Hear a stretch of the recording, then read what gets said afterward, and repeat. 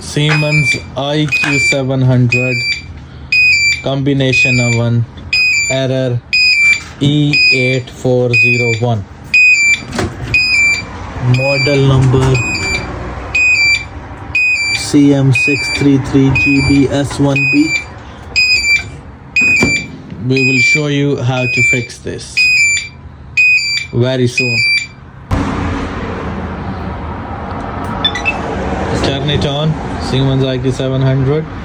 After a few seconds, this error code comes. You press on off. That's what it does.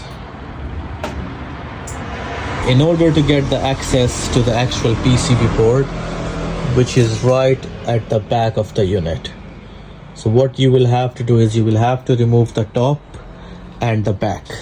So top panel and back panel, and you will have the access to the back of the control board. This is the main control unit which controls fan, sensors, front board, microwave functions, and automatic cleaning as well. So this is the board which was faulty. This is the old one. As you can see, this is burnt from that corner. Error code was E8401.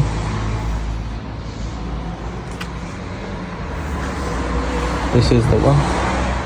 That's for Siemens IQ700 combination microwave oven and grill.